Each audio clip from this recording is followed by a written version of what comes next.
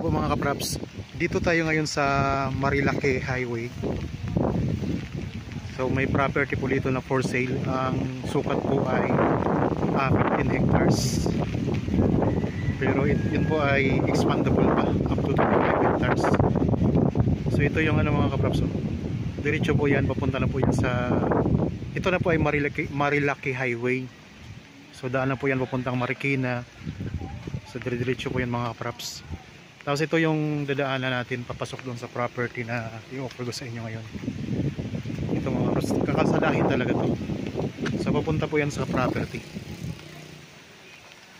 Marami ditong nagra-rides mga kapraps sa Marilake Highway. Medyo na ulan po ngayon. Ulan kaya makulimlim po mga kapraps. Yan, ito yung dadaanan natin papasok doon sa property. Ngayon kukuha na natin ng drone yung property. So bali itatama ko lang mga kapraps, ang property na ito ay 10 hectares pero expandable ito hanggang 25 hectares. Napakamura lang ng benta nito mga kapraps. Ang dokumento nito sa ngayon ay rights, pero meron na po itong COO, Certificate of Occupancy.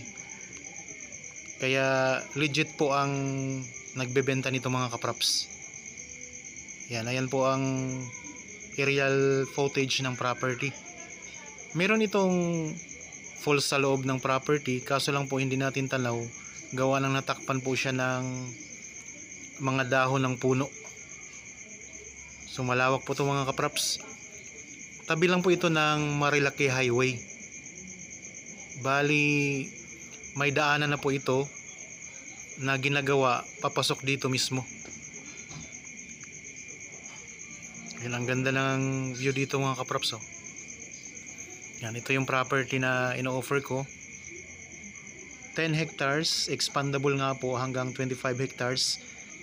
Dito po sa bayan ng Infanta, Quezon.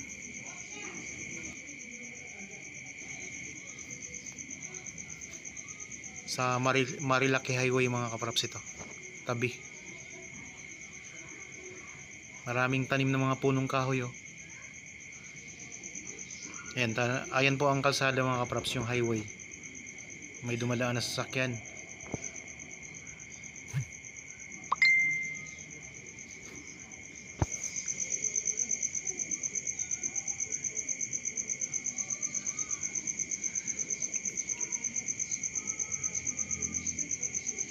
So kung interested po kayo sa property na ito, kontakin nyo lang po kami sa mga contact details na nandyan sa inyong mga screen mga kapraps. So ito kasing tabi ng highway, hindi po ito kasama sa property. Bali second lot po itong property mga kapraps. Pero may daan na po itong ginagawa papasok doon sa loob. Ngayon, ipakita ko lang din po itong highway. Ayan po, ayan po, Marilake Highway. So ang meaning po pala ng Marilake ay Marikina, Rizal, Laguna at saka Quezon. Marami ditong dumadaan ng mga riders, lalo na pag summer. Sikat ito na highway mga kapraps.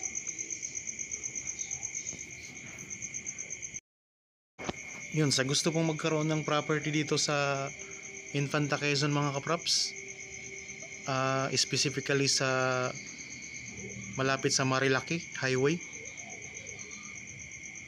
napakamura lang po nito. Ang dokumento ay rights, pero may COO nga po itong may-ari nito mga kapraps.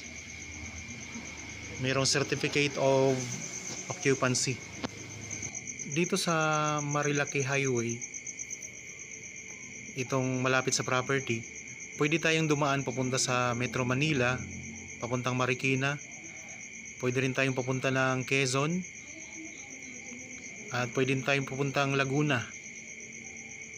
Pwede rin po sa papuntang Rizal Province mga kapraps. Kaya maraming lusutan dito. At dito meron tayong mga matatanaw na sea of clouds. So medyo malabo ang camera natin ngayon gawa ng maulan po. Lalagyan ng tubig yung lens ng camera. Kaya lumalabo po mga kapraps. At saka medyo madilim na, medyo paggabi na kasi dito mga kapraps, oh. Kaya madilim-dilim na rin po itong camera natin. Okay, kung sakaling may mga katanungan po kayo, pwede kayong magtanong sa amin. Mayroon tayong mga contact details, Viber, cellphone number, Facebook Messenger at saka WhatsApp. Ayan lang po ang highway mga kapraps, oh. Second lot po itong property na ino-offer ko sa inyo ngayon. So hindi siya mismong tabing highway, pero may ginagawa na pong kalsada papasok sa loob ng property. Kung lalakarin natin, nasa 15 minutes na lakad papasok mga kaprap sa property. So tulad ng nabanggit ko, may ginagawa na nga pong kalsada para maipasok po ang sasakyan.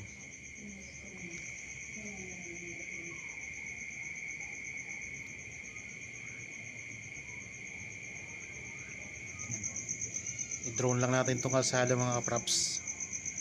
Yan, dire-diretso na po yan sa doon sa may mga nagkakarera. So ito yung direksyon na to, papunta po yan sa town proper ng Infanta, Quezon.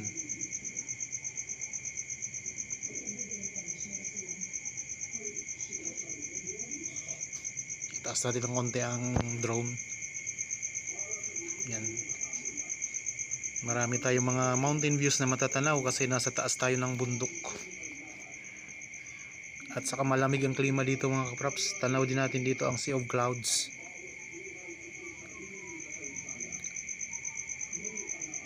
Yan, pagpasensyahan nyo muna ang ating video ngayon kasi medyo malabo ang camera natin. At nalalagyan nga po ng tubig ulan yung camera, yung lens ng camera. Kaya yan po ang labas. At saka gabi na rin po ngayon. Pag gabi na, madilim na po. Okay, maraming salamat po mga kapraps.